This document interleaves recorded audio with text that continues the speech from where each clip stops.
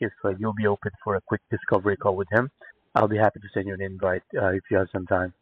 No, thank you. We're not making any changes right now. No changes, I see. So we're not expecting you to change. Just want to introduce. Maybe you can put us on your file, and if something comes up, you have us.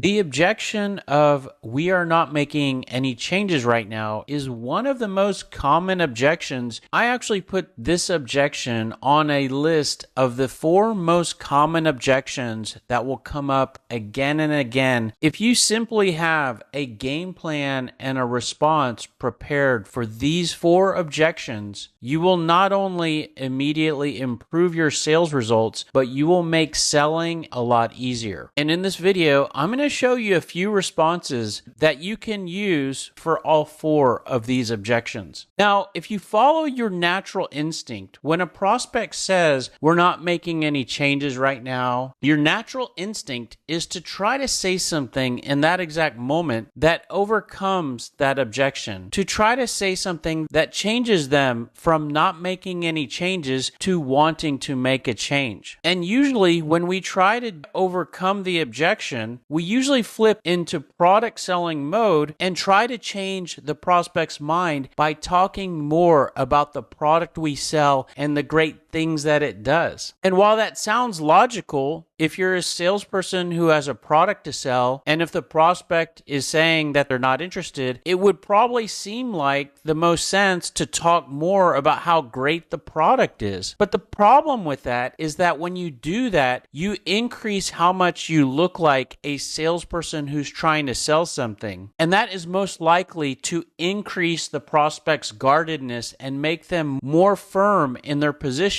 that they're not interested or that they're not making any changes. And that will make this one of the least effective ways to respond to these objections. In addition, it can be challenging to change someone's mind. And that can be difficult to do on a cold call because you really don't have the time and attention needed to deliver your case as to why the prospect should consider making a change. Another thing is that you really don't need to change the prospect's mind and change them from not interested to being interested, because when you're first reaching out to a prospect, the next step in your process is really not selling the product. The next step in the process is simply talking more. So technically, we really don't have to change the prospect's mind from being not interested to being interested. And here's the really cool thing. If we're in product selling mode and we face any of these objections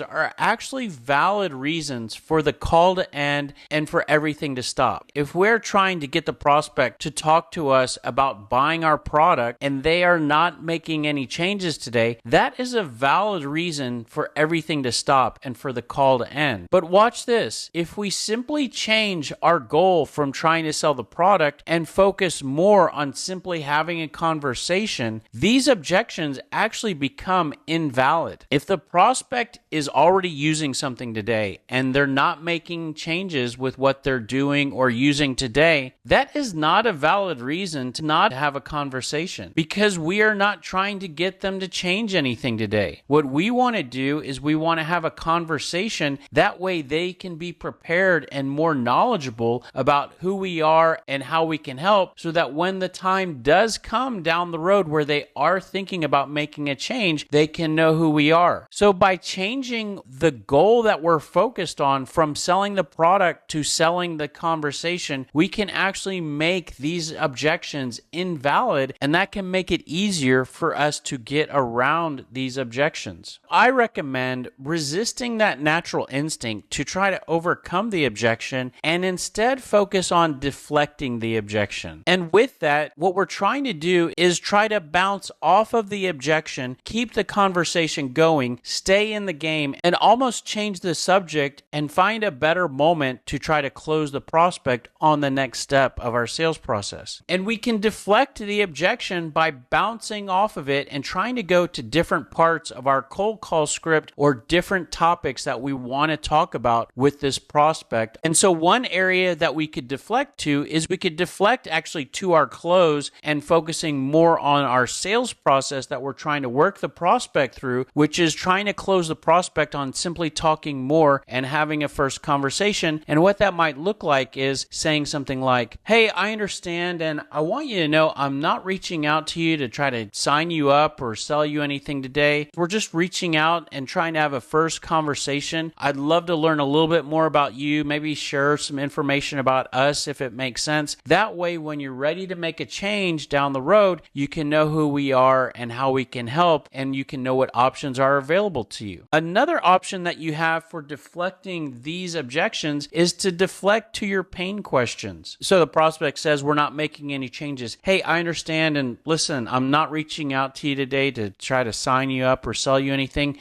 If I could ask you real quick, how do you feel about the amount of leads your reps are currently generating? So what we're doing there is we are acknowledging the prospect's concern, trying to bounce off of it, deflect it by asking it one of our pain questions. And at this point, the most likely scenario is that the prospect gives you some sort of answer to your question. And then you have a few options. You could either ask a follow-up question based on the prospect's response. You could ask a completely different question, or if you get a good answer to the question you just asked, and a good answer would be the prospect acknowledging that they have a concern or might have some pain, or that things are just okay, or that the prospect doesn't know the answer to your question, you could then use that as a justification for going for the close by saying something like, oh, I see. Well, based on that, it might make sense for us to talk more because that's the type of thing that we help with. Are you available for a quick call next week? You could deflect these objections in the exact same way with your current state questions, which would just be asking a question about what the prospect is doing in the general area, and then you could do the same thing based on the prospect's answer, either follow up with another question or go for the close. Now, again, these deflections actually work for all of these objections. So if you use this approach, you immediately have something to say and do in all four of these different scenarios. But having good responses to objections will only get you part of the way there. If you really want to get to the next level, you need to practice those objection responses so that they're at the front of your mind. And Sales Scripter actually has a tool that can help you to practice your objection handling and objection responses called Sales Simulator. This is an AI version of a sales prospect that you can practice and role play with. And on the left side here are details that you can enter about the product or service that you sell. You can even put in objections that are specific to your product, service, or industry. And there's also a difficulty setting here. And the difference between these levels of difficulty is really the amount of objections that the AI prospect will give you. And to demonstrate this tool and show you how you can use this to practice your objection handling, I'm going to select difficult. So all you have to do is click start to start practicing your pitch and practicing your objection responses. Hello, this is Alex.